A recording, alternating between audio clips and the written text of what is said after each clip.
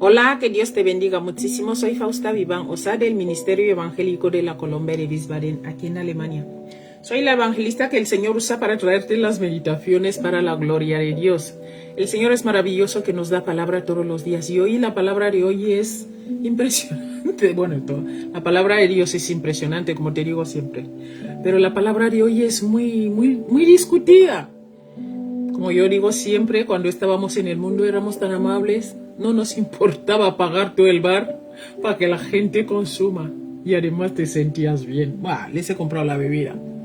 He llegado, les he invitado a todos. Que si hacen no sé qué de asociación en tal sitio, yo soy la primera en dar mi dinero. Pero cuando llegamos al Evangelio nos volvemos muy tacaños, muy tacaños. Todo lo cuestionamos. Cuestionamos todo. ¿Por qué será tal? ¿Por qué tal? ¿Por qué tal? Pero antes no nos importaba nada de esto, ¿verdad? Por eso tenemos que mirar de verdad. Porque el diablo no nos va a poner fácil las cosas, ¿eh? No vamos a servir a Dios y de repente empezar a servirle como pez en agua y tan contentos y felices. Servir a Dios es un combate, es una batalla. Tienes que pelear. O sea, dejando los malos hábitos que teníamos antes y adoptando los buenos que el Señor nos está dando ahora. Entonces vamos allá, vamos a leer el libro de Malaquías capítulo 3, ¿verdad? Malaquías 3, versículo 10. Vamos allá. Dice así la palabra de Dios. Espera que me pongo las gafas, no se me vayan a torcer. Vamos allá. Dice así la palabra de Dios. Dice, mira que lo tengo guardado. Traed todos los diezmos al alfolí y haya alimento en mi casa, dice el Señor. Y luego dice, y probarme ahora en esto, dice Jehová de los ejércitos, si no os abriré las ventanas de los cielos y derramaré sobre vosotros bendición hasta que sobreabunde. Súper fuerte, ¿verdad? Esa palabra es la única parte donde el Señor dice ponerme a prueba. Dice probarme ahora, dice Jehová. Impresionante, esto no lo vas a encontrar en ninguna otra parte en la Biblia. De hecho, Jesús dice que no, cuando fueron a tentar a Jesús, él dijo que no hay que tentar al Señor, no hay que ir a ponerle a prueba. A ver, voy a ver si el Señor está conmigo. Esto no vale. Pero aquí el Señor dice probarme. Aquí el mismo Jesús dice probarme, ¿verdad? Y nosotros tenemos que seguir la palabra de Dios tal cual está escrita, ¿verdad? Porque la palabra de Dios no cambia. Dios es el mismo ayer, hoy y por los siglos. Bien, no vamos a hacer el vídeo largo. Vamos a ir a la presentación. El tema es, derramaré sobre vosotros bendición. El Señor promete que derramará sobre nosotros bendición. ¿Cuándo? Escucha. Dice, si el pueblo se arrepentía, volvía a Dios. Escucha, se arrepentía, volvía a Dios. Y como indicio de su arrepentimiento comenzaba a respaldar, escucha, como indicio de su arrepentimiento comenzaban a respaldar la obra y a los ministros de Dios con sus diezmos y ofrendas, Dios los bendeciría abundantemente. El pueblo, mira, primero hablan aquí arrepentimiento. Segundo, hablan de habla también arrepentimiento, habla de volver a Dios y como indicio, o sea, ¿cómo se sabía que lo habían hecho? Empezaban a respaldar la obra de Dios y a los ministros de Dios con sus ofrendas y diezmos, o con sus diezmos y ofrendas. Luego dice aquí, Dios los bendeciría abundantemente. Cuando tú y yo empezamos a comportarnos así como nos manda la palabra de Dios hoy, Dios nos bendice abundantemente. Mira, Dios espera que su pueblo muestre su amor y devoción a Él y a su obra al dar los diezmos y las ofrendas para fomentar su reino. Mira, mucha gente piensa que la iglesia funciona con el aire. O sea, tú llegas ahí, hay calefacción, pides agua, te dan, pides un refresco, te lo traen, hay luz, te gusta esta adoración, te la ponen, la gente canta, los micrófonos, todo. La gente cree que cae del cielo como el maná. No, no, no, no. Esto se compra con dinero y este dinero es de nuestros diezmos y nuestras ofrendas, ¿verdad? Mira, las bendiciones que acompañan a la felicidad, escucha, aquí estoy, las bendiciones que acompañan a la fidelidad en dar de los recursos, escucha, en dar de los recursos económicos se recibirán tanto en esta vida y en el más allá. O sea, todo lo que tú y yo estamos haciendo aquí, dando nuestros diezmos y nuestras ofrendas, recibiremos las bendiciones aquí y el más allá.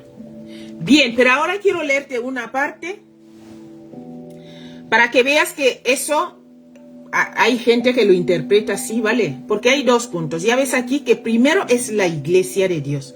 Pero también quiero hablarte ahí unas partes para que entiendas también que hay diferencia. O sea, como se hacía antes a como se hace ahora. Ahora se hace así, como te he dicho ahora, ¿vale?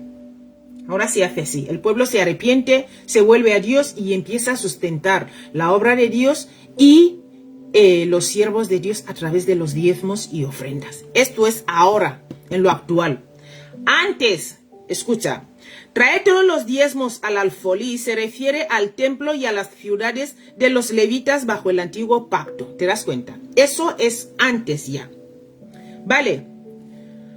Bajo el nuevo pacto se refiere al lugar donde se alimenta el alma, donde quiera que sea, mi querido amigo. Algunos han afirmado que es que la iglesia local es el alfolí, donde se debe llevar toda ofrenda. Sin embargo, mi querido amigo, eso es incorrecto, puesto que los que proponen tal no entienden lo que la iglesia en realidad es. La iglesia está compuesta de todos los miembros del cuerpo de Cristo, independientemente de quiénes son y dónde están. No tiene nada que ver con el edificio, organizaciones o instituciones religiosas. Es el mensaje. Aquí se trata del mensaje que debe ser apoyado, no una institución. ¿Qué quiero decirte con esto? Te lo voy a explicar un poco. Porque, mira, hay gente que no va a la iglesia, pero tiene a su pastor en internet, o recibe las prédicas en internet, o se alimenta en internet. Yo no sé cómo decírtelo. Entonces, pues tus diezmos y ofrendas tienes que darlos ahí, donde te alimenta, donde se alimenta tu alma, porque aquí estamos hablando del cuerpo de Cristo. El cuerpo de Cristo no es necesariamente las cuatro paredes, la iglesia. Recuerda que el cuerpo de Cristo somos cada uno de nosotros, formamos parte del cuerpo de Cristo. Entonces, ¿qué quiero decirte con esto? Si un siervo de Dios te está alimentando espiritualmente, te da los estudios bíblicos, es tu pastor y te da, pues ahí tienes que llevar tus diezmos y tus ofrendas. La frase, mi querido amigo, para que haya alimento en mi casa, en el Antiguo Testamento, hace referencia al sostén del sacerdocio en el templo antaño. ¿Ves? El Señor no tiene tal casa en la actualidad, porque Jesús cumplió todo lo que el templo antiguo representaba. ¿Ves? Ahora el Señor, escucha, y ahora Él habita a través del Espíritu Santo en los corazones y vidas de los creyentes. El Espíritu Santo vive en nosotros. O sea, ya no es como el Señor ya no tiene un templo, o sea, sí, no tiene ahora una casa como en el antaño eran ¿cómo se llama? Eran templos. Ya no es así. El Señor ahora, en la actualidad, como Jesús cumplió todo esto, lo que representaba el templo antiguo, en la actualidad el Espíritu Santo vive en los corazones de los creyentes, ¿verdad? Y desde ahí se mueve. Te voy a leer 1 Corintios 3:16, que te lo guardé aquí. 1 Corintios 3:16 dice así. Mira, ¿no sabéis que sois templo de Dios y que el Espíritu de Dios mora en vosotros? ¿Te das cuenta? El Espíritu de Dios ahora mora en nosotros. Por eso es importante que tú tienes que dar tus diezmos y tus ofrendas ahí donde te alimentas. Hay gente que se lo queda, no te lo quedes, no es tuyo, es de Dios. Y el pastor o el sitio donde te estás alimentando, donde te están alimentando espiritualmente, recibes estudios bíblicos, recibes cultos, profecías y todo esto, que los siervos de Dios están obrando, o sea, el Señor está obrando a través de unos siervos para bendecirte, ahí lleva tu diezmo y tu ofrenda, ¿vale? No tiene por qué ser una iglesia local que tú no vas nunca, ¿vale? Pero si quieres hacerlo así, bueno, ahí está la cosa también. Y cuando dice, y probarme ahora en esto, dice el Señor de los ejércitos, mi querido amigo, muestra un reto presentado por el Señor para que los hombres lo prueben. Lo prueben con respecto a las recompensas del diezmar. En cuanto a la recompensa del diezmar, mi querido amigo, hay recompensa al diezmar. Mira, dice luego, si no, os abriré las ventanas de los cielos y derramaré sobre vosotros bendición hasta que sobreabunde. Habla aquí de una cantidad sobreabundante, mi querido amigo. La misma frase, las ventanas de los cielos, se emplea también en el libro de Génesis 7:11. Luego te voy a leer cuando pasó lo del diluvio. Te lo voy a leer ahora. Por lo tanto, se refiere a las bendiciones sin par. Te voy a leer, te lo he separado aquí también, lo de Génesis. Perdón, te lo voy a mirar otra vez. Génesis 7:11. Génesis 7:11 dice así.